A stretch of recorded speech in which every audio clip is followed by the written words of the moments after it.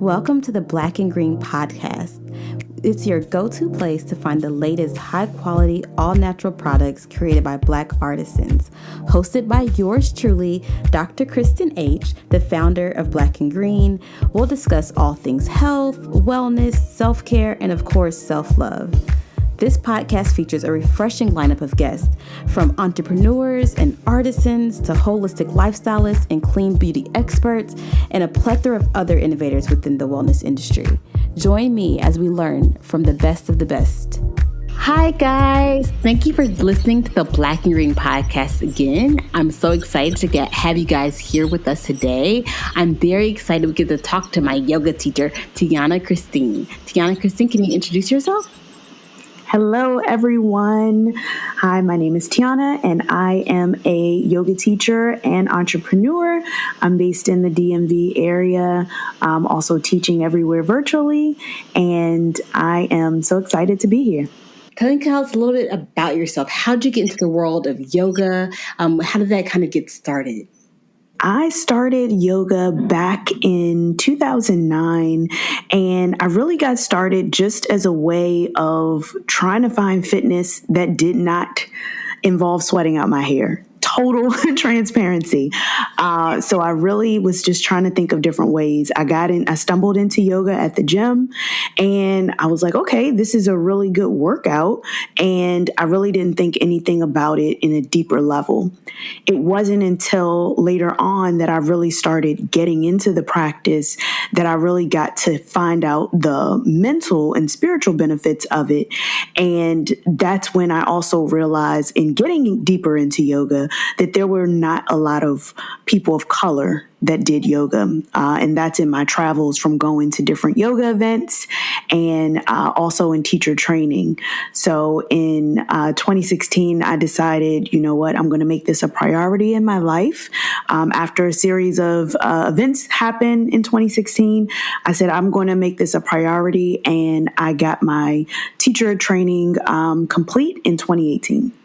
Oh, that's awesome. It's funny how you found it. It was more of a drive towards working out and less of a mental spiritual connection. Mm-hmm. But after you kept doing it, you understand that mental and spiritual connection also existed. What kind of, did that make you lock in? What kind of made you lock into yoga? Was it still about the hair? No, it was no longer about the hair, especially when I started doing hot yoga. The hair was out the window. But really, I will say it wasn't until I realized, because I'm a person that is always doing so many different things at once and multitasking. Mm-hmm. So when it came to yoga, I was doing just yoga, nothing else. I'm having my time on the mat, and that's it. And I really got to take a break and a pause from all the different things that were going on around me. And I will say in 2016, after dealing with a lot of loss and grief, I really doubled down in my practice. And that's when I really leaned heavily on yoga. I didn't do anything else, no alcohol, anything, just yoga. And that really got me through. It's that focus. It allowed you to focus on yourself in a way that a lot of us multitaskers, myself included, don't get to do. Mm-hmm. And so why do you think that spiritual connection exists with yoga? Kind of talk me through that. I know I've experienced it, but it's hard to put words to what's actually happening. I will say it's a really big connection when you are syncing your breath, your body, and you're really getting in alignment. And people will say the chakras, they don't really believe in it, but it's a real big thing when you're breathing deeply and being intentional. So setting an intention for your practice, I'm really big on intention setting. Those things help to kind of lock you in, and you don't even realize that you're feeling good. Now, when you're working out, you're still going to get some of those good positive energies. Those endorphins are going to be released. Same thing with yoga. It's just now you're being way more intentional with your focus, because a lot of the postures not only take, I'm just flexible, I can get into it. It takes some focus with balance, with strength. So it's a whole total body experience. Oh, it really, really is a whole total body experience. And I know for me personally, sometimes getting out my own head and having space to just think. And that sounds like a weird thing to say, but literally being able to think in all silence, except the instructor telling you what postures to get into, I can sometimes think and get so much clarity in my thoughts that I cannot get in any other time. Right. Right, exactly. And I feel like, when you're working out, like say you're going to the gym, you're probably listening to music, but you're actively like doing a whole bunch of things, whether you're counting or whatever it is. And sometimes with yoga, it's almost like that time when you're in the shower or you're driving. You have so many thoughts that rush in, so many good ideas that rush in because you're not really focused on trying to sit at the computer and type words or trying to create content or anything like that. You're really focused on something else. And that's when your brain unlocks different parts of your creativity. And I really feel like that helps me with yoga. It helps me with not only just being great on the mat, but also showing up for life in other aspects. Yes, yes. Showing up for life in other aspects, I think is really important. A saying I heard that I think kind of I carry it with me is that imagine that you're in a practice outside of the mat. And so you get this practice on the mat, but you can take it in other places outside the mat. So the same way that you're really thoughtful and you're intentional and you're setting kind of these intentions, you can take that out off the mat and also do it in your everyday life as you're walking and you're setting your intentions. And I'm going to be very intentional. So I love the idea of taking what I'm learning in yoga off the mat also. Exactly. And I will say with yoga, there's, the 8 limbs of yoga, and you are not just practicing yoga on the mat. You're taking it off the mat with you. Yes. And that makes it where you're being and embodying the air quote yogi.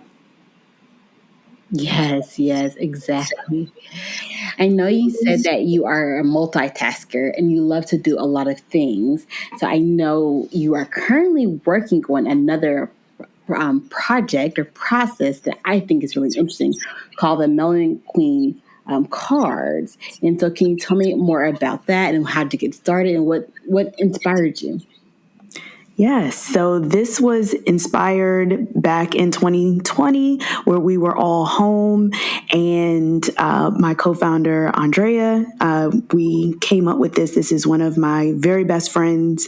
We decided to make some activity cards that focused on mindfulness, that focused on some creativity, some reflection, and some activities that we could do even in a COVID environment that would focus on things that's just for us. Mm-hmm. A lot of them can be done within a week's time. So there's 52 cards.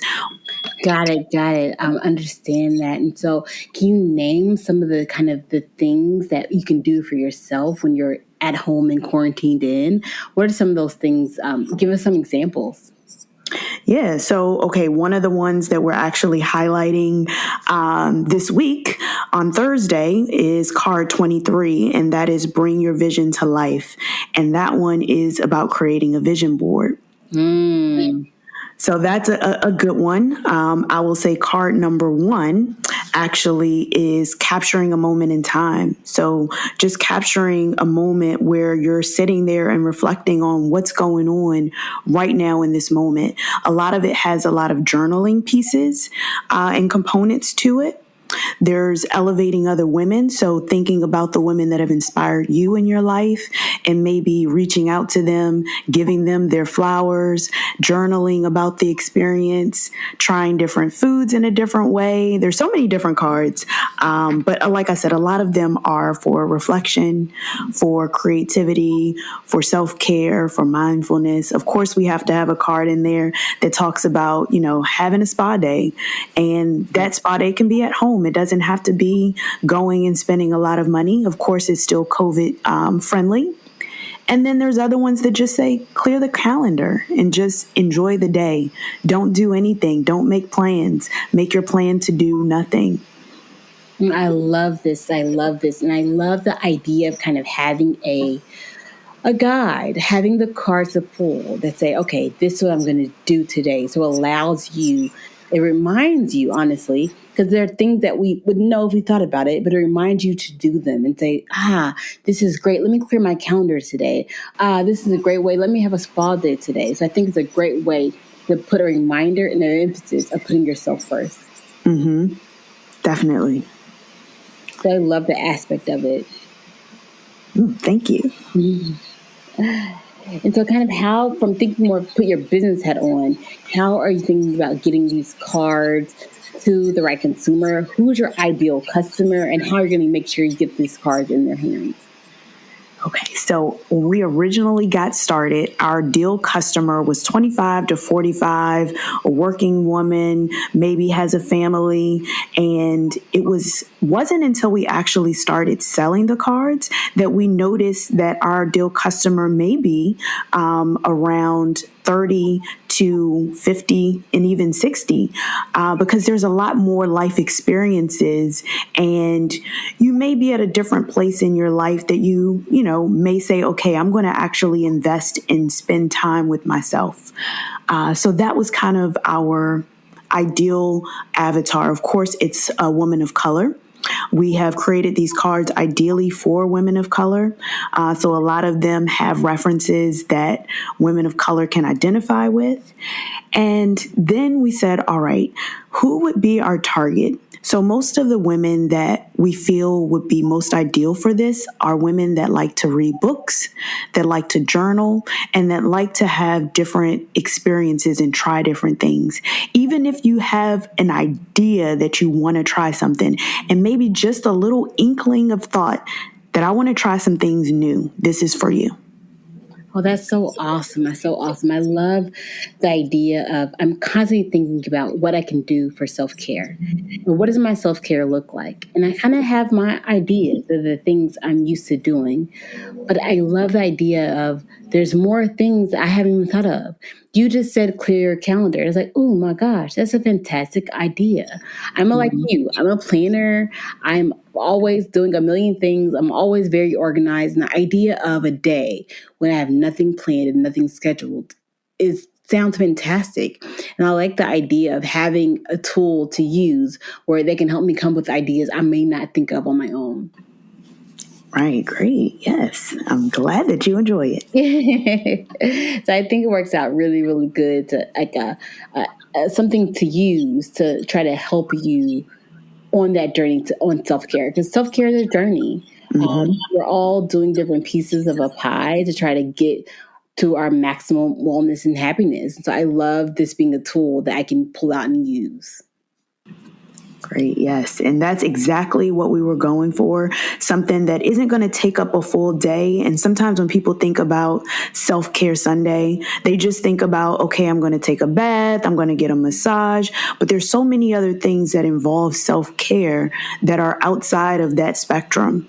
And that's when we say, all right, we did lots of research and even some focus groups on getting these cards right and trying to make sure that we had cards that were both interesting and cards that made you think. One of the cards in there are actually about just sitting and people watching. And some people may find that really interesting. It really, was well in our focus group. It actually trended very well. And then some people may be like, oh, I'm a little bit uncomfortable about it. But it's just trying something different. And those are the things that you really don't think about because we're so much involved in what's going on with our day that just sitting and people watching is sometimes can be considered as something that is a waste of time or mindless, but it just gets you to relax. I love that. So tell me about your self-care practice. So I love to spend time by myself. I'm not even going to lie. I love alone time. I'm on the mat a lot and I'm doing videos, I'm teaching. So I love to kind of introvert in, and I'm a big foodie. So food is a big part of self-care for me. And I love to make my smoothies. I like to relax, pamper myself. But I will say every single day I try to make sure that I have some time to myself. So rather if that's in the morning or in the evening, that I dedicate some portion of my day just to kind of have some alone time. Typically, that's with some music, or that's just sitting in quiet, maybe my journal time. But every day I try to get that in. If I'm going to schedule something, some type of self-care, of course that involves yoga, and that's my private time that I do yoga, not on camera. I will go, of course, and book my spa days, but just those little moments that I get of quiet are magic to me. Now we will pause for a moment of meditation with Dr. Crystal Jones. So wherever you are right now, just take a moment to be. Be in your awareness, be in your truth, be in your wholeness. Allow yourself to show up as light, dark, and every shade of gray in between. Feeling your presence, experiencing your truth.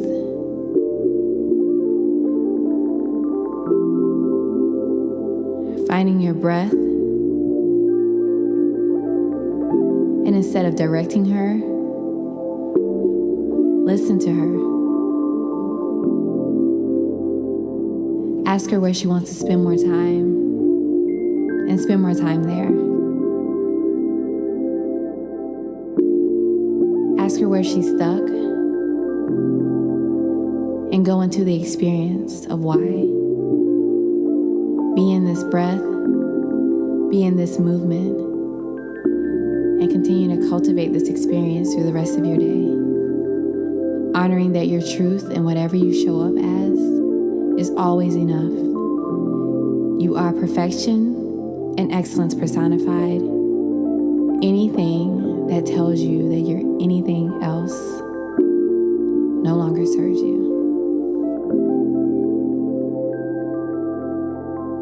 Are you a vegan, or do you just enjoy vegan food? I am mostly vegan, yes. So I was strict vegan for a complete and solid year. And then, of course, life happens. And then I just was like, you know what, let me get back to being more vegan because I appreciate it. Now, I will say I've adopted more of a plant-based lifestyle because, of course, veganism doesn't encompass a lot of different things, no leather products and things like that. And there are some leather products that aren't necessarily vegan. I want to say even like in my car or something like that, right? There are some leather goods that come in. Typically, I don't buy leather goods, but I like to consider myself as mostly plant-based. Oh, I love that. I love the plant-based. I know for me, I'm also a foodie, but I can be more plant-based. And I'm a pescatarian. So that's kind of where I draw, like, that's kind of I wouldn't say rules, but that's kind of the thing I do that I feel the healthiest is I'm more plant-based. And I try to make sure I eat whole and holistic foods. I got you. No, completely understand. Seafood was one of the ones, especially like crab and shrimp, that I stopped eating. I was pescatarian for years, and I had to stop eating because it just didn't like me.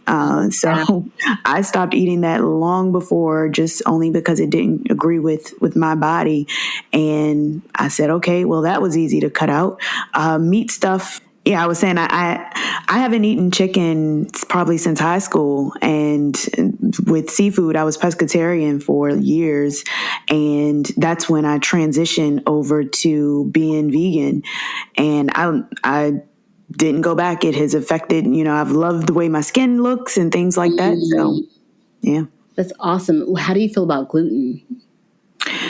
I haven't had any sensitivity to gluten. So I have watched it and tried to see like, okay, if I introduce gluten-free products, does that change or, make my life any better? I haven't had any negative effects with gluten. So I don't really take it out of my diet. I try to be mindful, but I don't really have any sensitivity.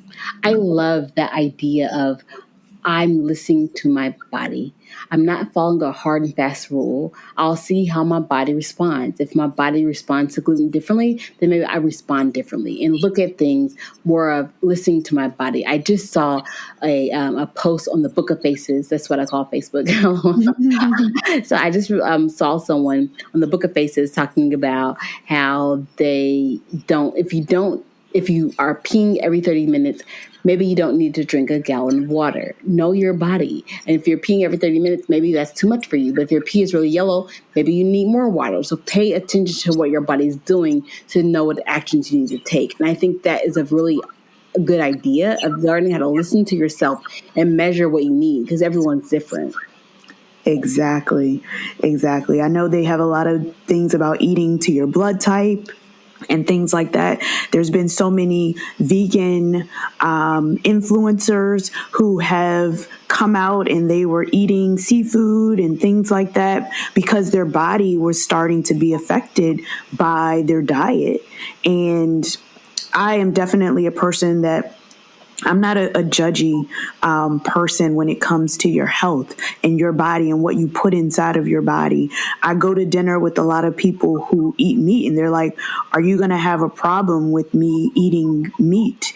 No, I'm not going to sit here and judge you for eating meat. If you want to eat meat, that's fine. I would prefer that you get it that's ethically sourced and things like that, but I cannot force my values on you. Everybody meets that path when they get there. And most of the people who are vegan now, they didn't start off being vegan. So you can't start saying, well, now that I've had this awakening and this newfound information, then now I'm going to condemn and judge every single person who hasn't seen my views and seen what I've seen yet, because we all have to get there. We're all on our own journey. So I don't judge other people. I try to go to places that have a good mixture. I love a good vegan restaurant, but one of my restaurants that I love, Busboys and Poets, they have a great mix of vegan food, non-vegan food, and that's good for everybody. Yes, I love the idea of being like, I think can be difficult for people to stand in your truth, but don't judge other people. And everyone is on their own path, and your truth might not be someone else's truth. So I think it's a beautiful place to be in, of just standing in my own space with a no content or judgment toward anyone else's space that they're living in, unless they're harming themselves. Right. There's some boundaries to that. But literally, if they want to make a different choice, that's their different choice to make. It's their life at the end of the day. Exactly. And it is January, so there are so many people. I haven't got the phone calls yet. We're just a few days in of, okay, what should I eat? What foods? Give me the smoothie recipes. And that's okay. I'm there. I'm here for it when you're ready. But I'm not going to go out and just finger shake in front of people and say, you should do this and you should do that. Exactly. That's not your role. Mm-hmm. That is not your role at all. So I think it's also the beginning of the year, and everyone always talks about this new me, new year movement changes. They're trying to make these big changes for the new year. Kind of, what's your thought about that? What's your thought about the New Year's resolution, and kind of what are your feelings towards it? I personally am not a resolution type person. I love to vision board. This is going to be the third year that I've created a vision board, and that really has resonated with me. The first time I did it, I was actually teaching for like a mini retreat, and they did a vision board. And so I said, okay, let me go ahead and jump in on this. And this was Chloe's vision board party, actually. And I said, all right, let me put this together. Now, this was January 2020. Now, March 2020 came and things went crazy. But a lot of the things that I put on my vision board still actually happened. And that, to me, spoke to manifestation. I had it up in my yoga studio, so I would see it every single day, and just kept me grounded on what I wanted to accomplish in the year. So even though the world went into quarantine and things changed, I was still able to pivot and make those things happen. So I'm a strong believer in manifestation, vision board. Yes, you can say, all right, I want to do this, but lifestyle changes is where it's at. It's not just because it's January and it's a new year that automatically you're going to become a new person. Every single day you're a new person. So you have to just keep going. The consistency is where you need to thrive in. I think the idea about it being a journey, it's never a destination. So I think that the new year, new me concept is, it's not hitting at the actual core, that every day is a new journey and you're on that journey constantly to get to what your goals are. Right. Exactly. One of my biggest mottos, start where you are. So if you feel like, January is not the start for you, that's okay. Some people start their new year on their birthday. Yeah. So whatever resonates with you, and don't be afraid to just start where you are. If you mess up today, it's okay. Tomorrow is another day. It's a new day. So start where you are. I love that. I know in your yoga classes, you always pull a meditation card. Pull a meditation card for us right now if they're close by and let us know what that is. Yes. So today's intention word is actually balance. And I told you I pick an intention word every single day. And balance was really one for me that I kind of reflected on this morning, because it's not only just like, okay, you want to have the balance of being able to work and play, but it's also work and play and rest and just white space in the time. You say rest, but sometimes we're doing other things. And of course, if you are a multitasker like me, probably watching TV is not just watching TV. It involves so many other things. You probably have the laptop in front of you, you're checking emails. And so it's a balance of all of the things. It's the balance of drinking water, calling back friends and loved ones. I mean, it's so many different things. So balance really kind of spoke to me this morning, because I struggle sometimes with just keeping it all together. And I am a big person that schedules time on the calendar because I want to make sure I have enough time for it, even down to, okay, I'm going to call loved ones. That's scheduled in, because if it's not scheduled, I may forget and I may not be able to get it in. So I try to schedule and block off time to make sure that I'm having that balance of not just work time, but also free time. I love that. And you know what works for you. And so you structure everything in a way that works for you. And I think that's the takeaway for me, is like, know yourself and be true to yourself and honor your own needs and trust your intuition. Yes. Yeah. Well, thank you so much for joining the Black and Green podcast. It was so much fun talking to you, and thank you for everything that you brought here to us today. Thank you. Thank you, Dr. Kristen. Thank you for tuning into the Black and Green podcast. Did you have more questions for our special guest? Please leave your questions in the comment section. Also, check us out at blkgrn.com.